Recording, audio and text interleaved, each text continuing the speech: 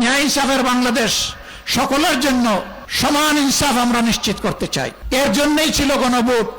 আপনারা রায় দিলেন, সরকার এখন যারা আছে তারাও বলছিল রায় দেন, হা বলুন।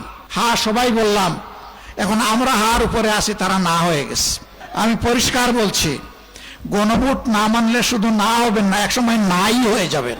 আসসালামু আলাইকুম ওয়া রাহমাতুল্লাহ। আলহামদুলিল্লাহ রাব্বিল আলামিন ওয়াসসালাতু ওয়াসসালামু আলা রাসূলিহিল কারীম ওয়া আলা আলিহি ওয়া সাহবিহি ওয়া আহলি বাইতি আজমাইন। কাজী আজহার আলী সরকারি মডেল উচ্চ বিদ্যালয় মাঠে এই প্রখর রোদে দুপুরবেলা আয়োজিত জনসমাবেশের সম্মানিত সভাপতি, বিশিষ্ট মুক্তিযোদ্ধা, বীর মুক্তিযোদ্ধা, মাননীয় জাতীয় সংসদ সদস্য জনাব আব্দুল ওয়ারেস, জামাতে ইসলামীর কেন্দ্রীয়, আঞ্চলিক এবং স্থানীয় নেতৃবৃন্দ, সংসদ সদস্যবৃন্দ, মঞ্চে বসা অন্যান্য নেতৃবৃন্দ এবং প্রিয় শাহঘাটাবাসী, আপনারা কেমন আছেন? গুলিকে ভয় পান? রোদকে ভয় পান? তো পিছনে যে কিছু লোক ভয় পায় দেখি। হ্যাঁ, যারা ভয় পায় না তারা সামনে চলে আসছে, তাই না? আর যারা ভয় পান তারা পিছনে আসেন। 10 মিনিটের জন্য সবাই সামনে চলে আসেন, এরপরে একসাথে সবাই চলে যাব আবার ইনশাআল্লাহ। সম্মানিত ভাই ও বোনেরা, আজকে এসেছি দুঃখ ভারাক্রান্ত মন নিয়ে আপনাদের দোয়া চাইতে। বলবেন যে আমরা তো শুনলাম আপনি দোয়া করতে আসছেন, আমাদের 2 শহীদের কবর জিয়ারত করেছেন, পরিবারে গিয়েছেন, সান্ত্বনা দিয়েছেন, দোয়া করেছেন, আমরা আপনার জন্য কি দোয়া করব? আপনারা সবাই আমার জন্য দোয়া করবেন, মহান আল্লাহর জন্য, দেশের জনগণের জন্য, মানবতার জন্য আল্লাহ যেন আমাকে শহীদ হিসাবে কবুল করেন। আল্লাহর পথে লড়াই করে, মানুষের কল্যাণের জন্য লড়াই করে যারা জীবন দেয় তারা বড় সম্মানিত। আল্লাহ রাব্বুল আলামিন বলেছেন, তোমরা সালাত এবং সবরের মাধ্যমে আমার সাহায্য কামনা করো। ইয়া আইয়ুহাল্লাযিনা আমানুস্তাঈনু বিস-সাবরি ওয়াস-সালাহ ইন্নাল্লাহা মা'আস সাবিরিন ওয়ালা তাকুলু লিমান ইউকতালু ফি সাবিলিল্লাহি আমওয়াত। সাবধান, তাদেরকে মৃত বলবো না যারা আল্লাহর পথে জীবন দিয়ে চলে গেছে। বাল আহইয়াউন ওয়ালাকিন লা তাশউরুন, তোমরা জানো না তারা জীবিত, তোমরা তা বুঝো না। শহীদরা শহীদ হওয়ার পরে আল্লাহ বলেছেন তাদেরকে তোমরা মৃত বলো না। আমি জানতে চাই, সাইফুল্লাহ বারী আর সালাউদ্দিন আপনাদের সন্তান, ওই 2টা সন্তান কেমন ছিল? ওরা কি সন্ত্রাসী ছিল? ওরা কি গাঁজাখোর ছিল? নেশাখোর ছিল? মানুষের ইজ্জতের উপর হাত দিত? কারো সাথে দুর্ব্যবহার করত? আমি প্রত্যেকটা মানুষের কাছ থেকে শুনেছি এরা 2 জন ছিল এলাকার শ্রেষ্ঠ সন্তান। কেন তাদেরকে খুন করা হলো আমার চাইতে আপনারা বেশি জানেন। বর্তমানে সরকারি দল এবং বিরোধী দল 15.5 বছর আমরা বড় মজলুম ছিলাম। মজলুমরা এখন আবার জালিম হতে যাব কেন? আমার সহকর্মী জনাব মাওলানা আব্দুল হালিম বলেছেন, আমাদের বুক থেকে এই নির্বাচনের পরে, এই সরকার গঠন হওয়ার পরে এই সরকারের লোকদের হাতে 5 জন আমাদের সহকর্মীকে খুন করা হয়েছে। আল্লাহ তাদেরকে শহীদ হিসাবে কবুল করুন। আমরা কি চাই বাংলাদেশে আবার খুনের রাজত্ব কায়েম হোক? সাবধান, এখানে স্টপ, ফুল স্টপ। আর সামনে পা বাড়াবেন না খুনের দিকে, হাত বাড়াবেন না খুনের দিকে, চোখ লাল করবেন না কারো দিকে। এ বাংলাদেশের মানুষ, বিশেষ করে যুবকরা, কারো চোখ রাঙানিকে পাত্তা দেয় না। আপনারা 1000 বার চেষ্টা করলেও আওয়ামী লীগের মতো ফ্যাসিস্ট হতে পারবেন না, কিন্তু আপনারা তো সে পথেই পা বাড়িয়েছেন। আফসোস, সরকারি দলের বয়োজ্যেষ্ঠ নেতা, দলের 2য় গুরুত্বপূর্ণ ব্যক্তি গতকাল রংপুরে এসেছিলেন। আমি মিডিয়ায় দেখলাম তিনি রংপুরবাসীকে একটু মনের খেদ ঝেড়েছেন। বলেছেন আপনারা পিছিয়েই থাকবেন, কারণ আপনারা জামাত আর জাতীয় পার্টিকে আপনারা ভোট দেন। আমি কারে ভোট দিব না দিব এটা কি বিএনপি ঠিক করে দিবে? তাইলে একটা আইন পাশ করুন। বহু আইনই তো বেপরোয়া পাশ করছেন, ভালো আইনগুলাকে বিদায় দিয়েছেন। আর একটা আইন পাশ করে ফেলেন যে আগামীতে বিএনপি ছাড়া আর কাউকে ভোট দেওয়া যাবে না। তখন জনগণ তাদের চূড়ান্ত সিদ্ধান্তটাও নিয়ে নেবে ইনশাআল্লাহ। 2 নম্বর, রাষ্ট্রের উন্নয়ন কি কারো বাবার তহবিল থেকে হচ্ছে? এটা জনগণের ট্যাক্সের টাকায় হয়। রংপুরবাসীকে বঞ্চিত করার অধিকার কারোই নেই। এই বৃহত্তর রংপুরবাসীকে, গাইবান্ধা, রংপুর, কুড়িগ্রাম, লালমনিরহাট, নীলফামারী এই জেলার জনগণকে যারা বঞ্চিত করবে তারা হইল গণদুশ্মন। আমরা নির্বাচনের আগে ঘোষণা দিয়েছিলাম, আল্লাহ তাআলা আমাদেরকে নির্বাচিত করে সরকার গঠনের সুযোগ দিলে আমরা পুরা উত্তরবঙ্গকে আমরা বানাবো কৃষির রাজধানী ইনশাআল্লাহ। আফসোস, আমাদের কোনো আফসোস নেই, সরকারে আমরা যাইনি, কিন্তু সেই আওয়াজ এখনো আমরা সংসদের ভিতরে দিয়ে চলেছি, দিয়েই যাব ইনশাআল্লাহ। আর যখন সুযোগ আসবে তখন আমরা করব ইনশাআল্লাহ।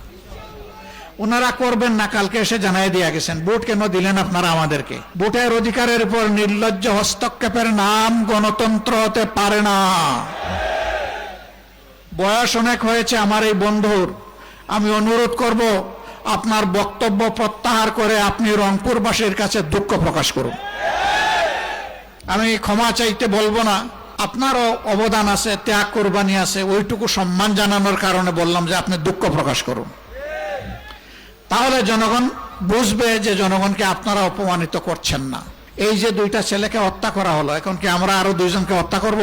হত্যার রাজনীতি আমরা চাই না। কিন্তু একটা কথা মনে রাখবেন, আমি ভদ্রলোক, আমার ঘাড়ে যদি কেউ পা রাখে প্রথমে বলবো সরি, এটা পা রাখার জায়গা নয়, এটা সরান। যদি না সরায় আস্তে করে হাত দিয়ে বলবো আপনার পাটা সরান। তাতেও যদি না সরায় গায়ের সমস্ত শক্তি দিয়ে বাঘের ঝাপটা দিয়ে ঝাড়া দিয়ে বলবো এটি তোমার পা রাখার জায়গা নয়।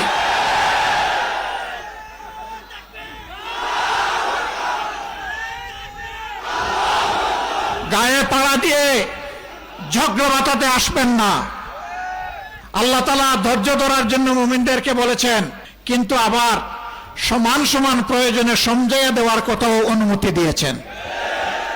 আমরা চাই না 2 জন মা 2 জন বাবার বুক খালি হয়েছে, তাদের চোখের পানি আমার চেয়ে আপনারা বেশি দেখেছেন। আজকে এসে আমি তার সাক্ষী হয়েছি। আমি চাই না আর কোনো একজন মা কিংবা একজন বাবার বুক ভেঙে যাক। ক্ষমতার লোভ আর দখলদারি পাগল বানিয়ে তুলছে, তাই না? টেম্পো স্ট্যান্ড থেকে শুরু করে কোথাও আর বাদ রাখা যাবে না। এই জন্য 24-এর বিপ্লব হয় নাই। 24-এর বিপ্লব হয়েছে সমাজ থেকে সব ময়লা পরিষ্কার করার জন্য। এরা সমাজের আবর্জনা।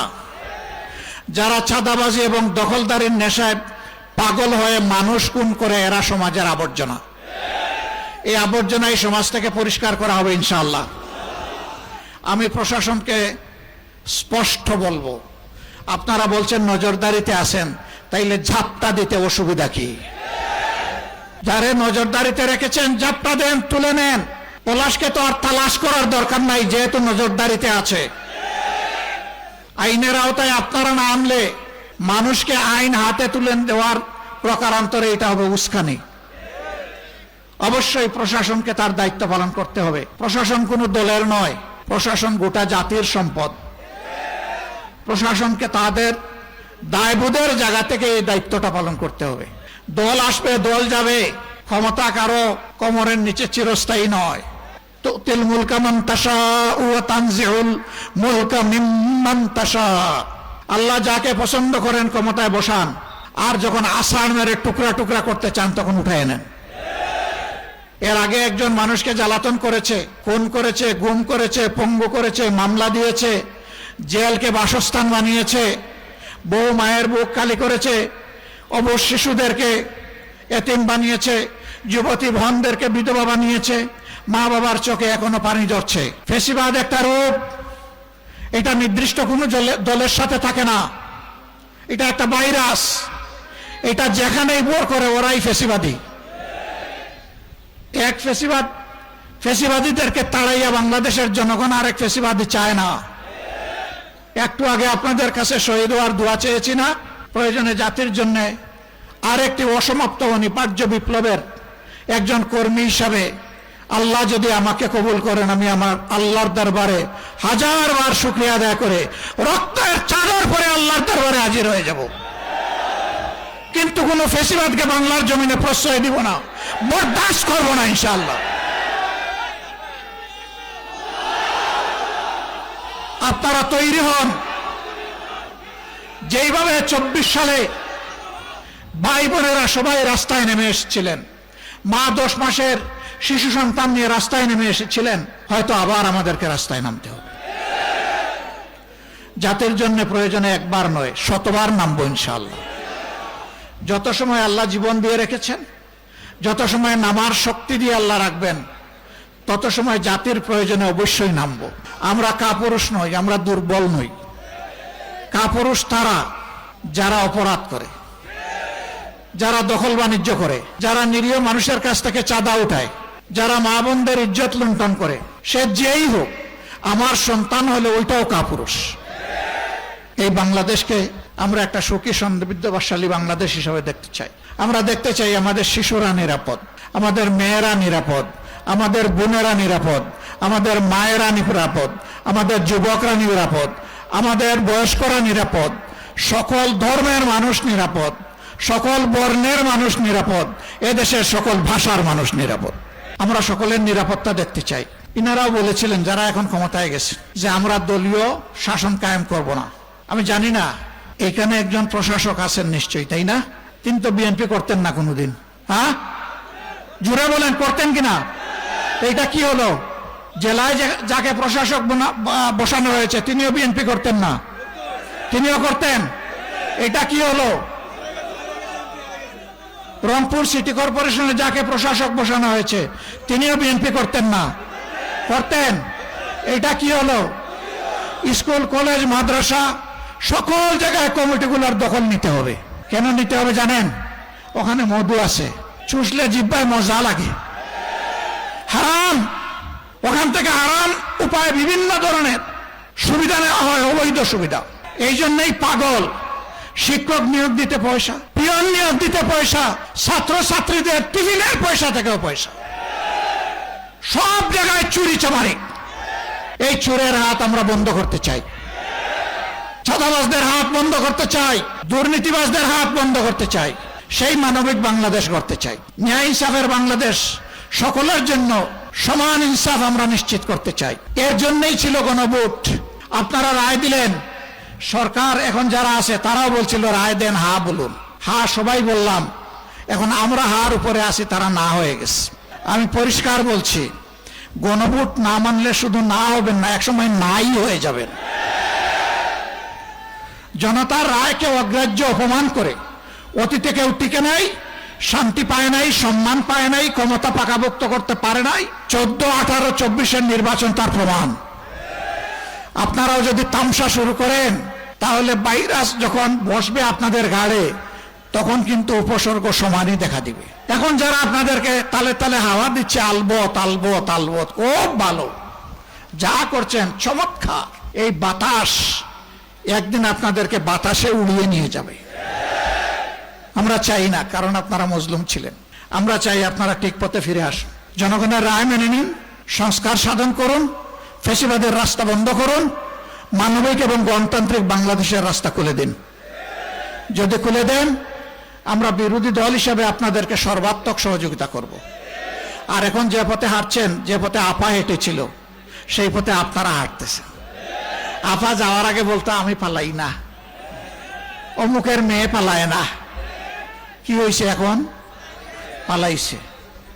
বাচ্চারা স্লোগান দিয়েছিল পালাইছে রে পালাইছে, তাই না? এই পথে যারাই হাঁটবেন তাদেরকে পালাতে হবে।